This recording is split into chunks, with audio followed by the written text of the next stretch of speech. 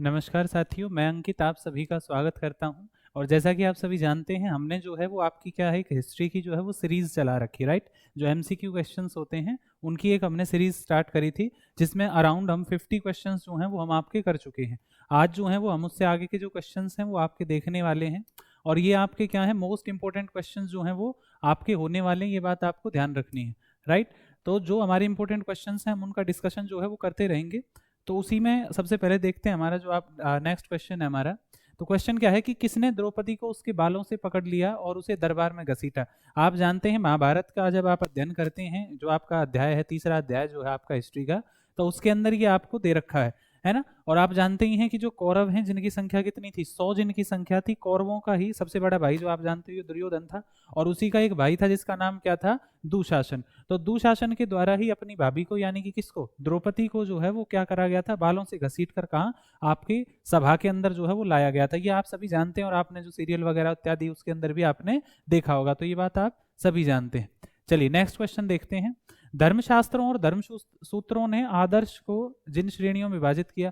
अच्छा देखिए ये क्या क्वेश्चन है, इंग्लिश में देखते हैं। The number of categories into which the धर्मशास्त्र एंड धर्म सूत्रास डिवाइडेड द आइडल ऑक्यूपेशंस वर।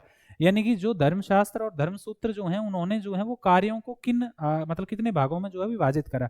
आप जानते हो जो कर्म के आधार पर जो विभाजन था, आप जानते हैं चार जो हैं वो आपके क्या बांटे गए थे, वर्ण बांटे गए थे। और आप जानते ही हैं वो वर्ण जो है वो कर्म के आधार पर थे। भाई ब्राह्मणों का अलग अपना कार्य था, क्षत्रियों का अलग था, वैश्य का अलग था, शूद्र का अलग था। तो कितनी संख्या में बांटा गया, चार में बांटा गया था। ये बात आपको क्या रखनी है, याद रखनी है। चलिए नेक्स्ट क्वेश्चन है हमारा। According to the dash, the paternal estate was to be divided equally among sons after the death of the parents। यानी कि कौन सी ऐसी व्यवस्था है, ये व्यवस्था पूछने लग रहा है जिसके अनुसार, मतलब इसका उल्लेख जो है वो हमें कहाँ मिलता है कि पैतृक संपत्ति को जो है वो पुत्रों के बीच में समान रूप से क्या कर दिया जाता है, बांट दिया जाता है। और आप जानते ही हैं जो ज्येष्ठ पुत्र होता है यानी कि जो बड़ा भाई होगा, उसको क्या होगा आपके एक मतलब एक तरीके से विशेष भाग का वो अधिकारी होता है। आप जानते हैं वर्तमान समय में तो अगर मान लीजिए पिता की मृत्यु हो गई और उनके दो बेटे हैं, तो उनमें क्या करा जाएगा, जो उनकी संपत्ति है उसको क्या कर दिया जाएगा, इक्वली डिवाइड कर दिया जाएगा। लेकिन क्या कहते हैं जो ज्येष्ठ पुत्र होता है यानी कि जो बड़ा भाई होता है, उसको जो है वो एक्स्ट्रा आपका जो रिसोर्स है या संसाधन जो है वो बांटे जाते हैं। तो इसका उल्लेख हमें कहाँ देखने को मिलता है, मनुस्मृति में देखने को मिलता है। ये बात आपको याद रखनी है। चलिए नेक्स्ट क्वेश्चन है। किस इकाई में स्वजन समूह जाति या एक ही इलाके में रहने वाले समूह के भीतर जो है वो विवाह करा जाता है। देखो यहाँ आपको एक सीधी सी बात ध्यान रखनी है। एक विवाह की देखो कई प्रकार की पद्धतियां, कई प्रकार के विवाह होते हैं। आप जानते हो मनुस्मृति में 8 प्रकार के विवाहों का उल्लेख है। उस 8 में से यानी कि 8 तरीके से आप क्या कर सकते हैं, शादी कर सकते हैं, नहीं।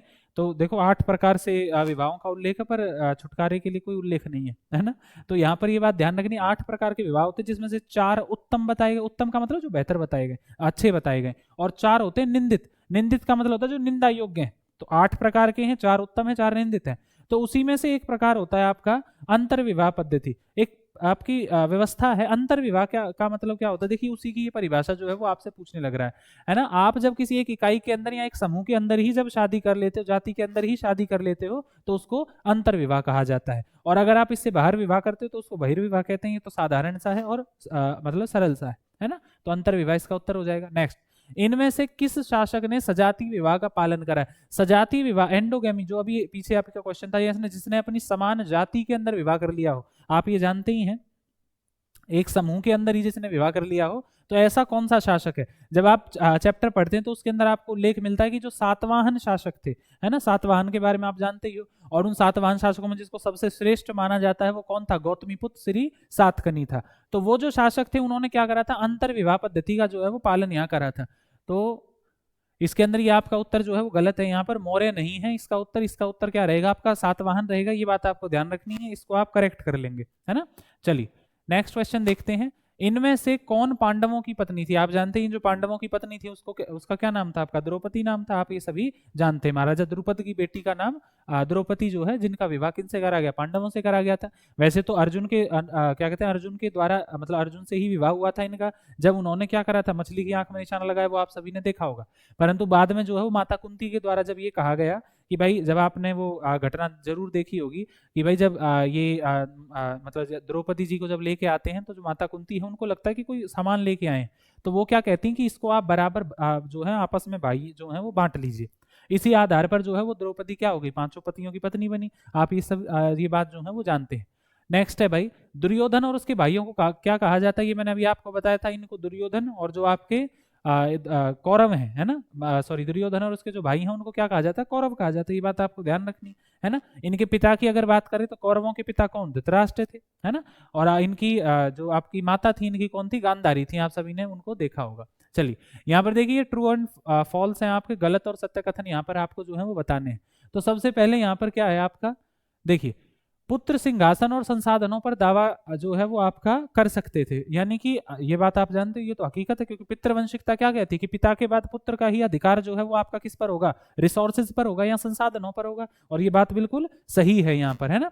नेक्स्ट है भाई आपका कौरव और पांडव सिंहासन पर बैठने के लिए एक दूसरे के खिलाफ जो है खड़े हुए थे हस्तिनापुर में, जो है मतलब एक तरीके से हस्तिनापुर जो है इनकी क्या थी, राजधानी थी, आप ये मान लीजिए। तो वहां पर जो है इनके मध्य युद्ध हुआ और आपके कौरव और पांडवों के बीच में आधार क्या था, जो इनका एक तरीके से जमीन है या मैं कहूँ सिंहासन जो है उसको लेकर जो है वो लड़ाई हुई थी, और ये बात भी आपकी सत्य है। नेक्स्ट क्या है देखो यहाँ पे थोड़ा सा यहाँ देखते हैं एक बार, polyandry mean the practice of man having several wifes. देखो यहाँ पर जो आपका ये बहुपति विवाह है, बहुपति विवाह का अर्थ देखो, बहु का होता है अर्थ होता है ज्यादा, और पति का मतलब होता है यानी कि पति जिसके हस्बैंड ज्यादा हो, ऐसी विवाह व्यवस्था, और आप जानते हो ऐसी विवाह व्यवस्था जो है वो हुआ करती थी। बहुपति विवाह का मतलब होता था कि एक ऐसी पत्नी या मैं कहूँ कि एक ऐसी स्त्री जिसके अनेक पति हो, उसको बहुपति जो है वो व्यवस्था कहते हैं। लेकिन इसमें मैन की बात हुई तो ये गलत बात हो जाएगी, यहाँ पर यहाँ वीमेन की बात करी जा रही है ना। एक महिला जिसके ज्यादा जो है वो क्या होते हैं, आपके पति होते हैं, उसी को क्या आपकी जो है वो पॉलीएंड्री जो है वो कहा जाता है। चलिए नेक्स्ट है एकलव्य वाज अ निषाद, है ना, ये बात आप जानते हो, निषाद जाति से संबंध रखते थे। ऑन अकाउंट्स ऑफ हिज धर्म Drona refuse to accept him as a pupil, ये बात आप सभी जानते हैं कि जो द्रोणाचार्य थे, जो गुरु द्रोणाचार्य हैं, जो कौरवों और पांडवों के गुरु थे, है ना, उनके द्वारा क्या करा गया था, जो आपके एकलव्य था, आप जानते हैं एकलव्य ने अपना अंगूठा काट के जो उन्हें दिया था गुरु दक्षिणा के स्वरूप। तो आप ये बात जानते हैं कि जो एकलव्य है इनको उन्होंने अपने शिष्य के रूप में इसलिए नहीं स्वीकारा था क्योंकि निषाद जो है वो जाति से थे। तो यहाँ ये बात मतलब उस जमाने में इनको नीचा माना जाता था या दमित माना जाता था, ये बात आपको ध्यान रखनी है। परंतु देखो इस चीज का मैं अगर आपको वास्तविकता में एक बात बताऊं, जो जैसे अंगूठा काटने का जो उल्लेख आता है कि भाई जो आपके एकलव्य हैं उन्होंने अपना अंगूठा काट के जो है वो उनको दिया था आपके द्रोणाचार्य को, और उन्होंने ये इसलिए ले लिया था कि वो नहीं चाहते थे कि ये श्रेष्ठ था, मतलब ये सबसे श्रेष्ठ रहे, क्योंकि उनका विचार था कि मेरा एक ही शिष्य श्रेष्ठ रहेगा और वो कौन है, अर्जुन है ना। तो इसका उल्लेख जो है वो हमें कई जगह देखने को नहीं मिलता, ये बात भी आपको ध्यान रखनी है। देखिए ये कई चीजें जो है वो बाद में जो है वो आपकी जुड़ जाती है ना, यही ये आपके हिंदी में है। नेक्स्ट आगे चलते हैं, देखिए है ना, यहाँ पर हमें ये बताना है who did not have any claim to the resources of the household. देखिए कौन, मतलब वो कौन है, इनके एमसीक्यू जो है वो इसके अंदर आपके जो सॉरी ऑप्शन जो है वो इसमें नहीं दिए गए हैं।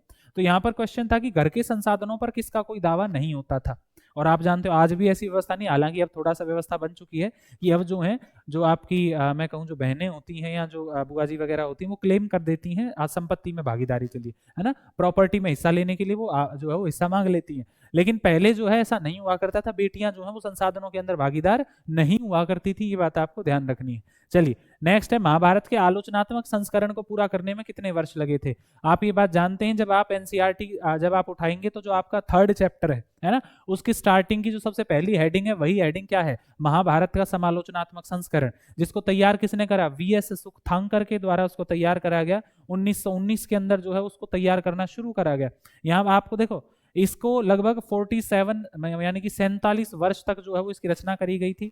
देखो रचना करने का क्या अर्थ है, आपकी जम्मू कश्मीर से लेकर कन्याकुमारी तक के इलाकों से विभिन्न पांडुलिपि जो आपको मिली, विभिन्न जो अभिलेख मिले, जो महाभारत से संबंधित जो साक्ष्य थे, उनको क्या करा जाता है, उनको कंपाइल करा जाता है, उनको देखा जाता है ना। देखो अब देखो अलग अलग क्षेत्र के हिसाब से व्यवस्था अलग हुई होगी, लेकिन हमने उन चीजों को इसके अंदर ऐड करा जो कहीं ना कहीं ज्यादा जगह हमें सिमिलर देखने को मिली, है ना। तो वो व्यवस्था थी, तो लगभग 47 वर्ष में जो है वो इसका समालोचनात्मक संस्करण जो है वो तैयार आपका हुआ था। चलिए नेक्स्ट है how many forms of marriage were recognised in Dharma Sutra and धर्मशास्त्र। मैंने अभी आपको बात बताई थी, आपके जो धर्म सूत्र और धर्मशास्त्र हैं वो कहते हैं कि 8 प्रकार के विवाह हैं, 8 में से 4 उत्तम होते हैं और 4 आपके निंदित होते हैं, ये बात आपको ध्यान रखनी। तो 8 ही हो गए, है ना। फ्रॉम वेयर डिड शकाज केम, यानी कि जो शक थे, है ना, आप जानते हो शक है, कुषाण है, शासक हुआ करते थे ये, तो ये कहां से आए थे, तो मध्य एशिया से जो है ये भारत के अंदर आए थे, ये बात आपको ध्यान रखनी है।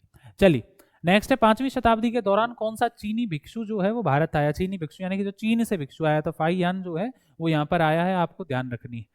चलिए नेक्स्ट है, अधिकांश शासक राजवंशों द्वारा किस वंश प्रणाली का जो है वो पालन किया जाता था। ये बात आप जानते हैं। देखो अधिकांश की बात हुई यहाँ पर, ये नहीं कह रहा कि सभी के अंदर ऐसा ही होता था, क्योंकि कई जगह हमें उल्लेख मिलता है कि वहां पर जो शासिका है या जो शासन है वो एक महिला के द्वारा चलाया जा रहा है। लेकिन अधिकांश आपको उदाहरण मिलेंगे जहां पर आपको पिता के बाद पुत्र जो है वो व्यवस्था को संभालता है, पुत्र के बाद पौत्र, फिर प्रपौत्र, इस तरीके से जो है व्यवस्था चलती है। और इस सिस्टम को ही हम क्या कहते हैं, पितृवंशिकता कहते हैं। ये आपको ध्यान रखनी।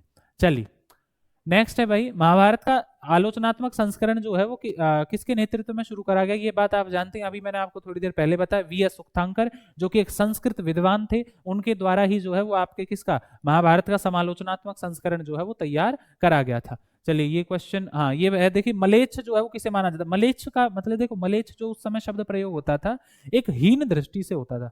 हीन दृष्टि का मतलब हम उन्हें गलत मानते हैं। जैसे उदाहरण में अगर आपको दूं, है ना, भारत के अंदर अंग्रेज थे, हम अंग्रेजों को फिरंगी कहते थे। जो फिरंगी लफ्ज है या जो शब्द है फिरंगी, वो एक तरीके से अपमानजनक शब्द जो है वो हुआ करता था।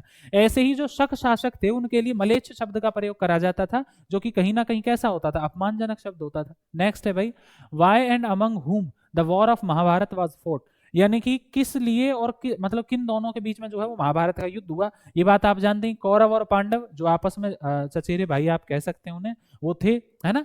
तो आप जानते हैं धृतराष्ट्र जो हैं, देखिए वो जन्मांध थे, जन्म से अंधे थे, इसीलिए वो शासक नहीं बन सकते थे।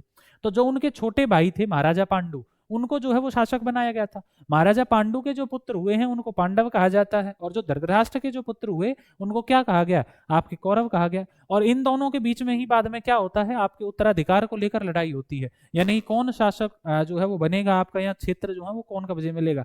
आप जानते हैं एक स्थिति तो ऐसी आई थी जब भगवान श्री कृष्ण जो है वो आपके कौरवों के समक्ष जाते हैं और वो उनसे कहते हैं कि भाई आप साम्राज्य रहने दीजिए, आप केवल 5 गांव जो है वो दान में दे दो।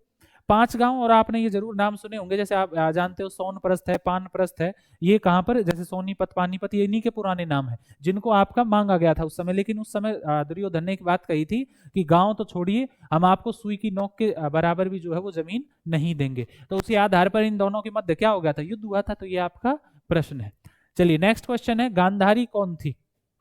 मैंने अभी आपको थोड़ी देर पहले ही जो है वो अभी बताया कि गांधारी जो है वो कौन थी, आपकी कौरवों की माता थी। देखिए आज के ये प्रश्न थे आपके, और बड़े ही साधारण से सवाल हैं, आसान से सवाल हैं, अगर आपको चीजें थोड़ी बहुत समझ में आती हैं। तो आज के लिए इतना ही, मिलते हैं नेक्स्ट सेशन के अंदर। जब तक के लिए धन्यवाद।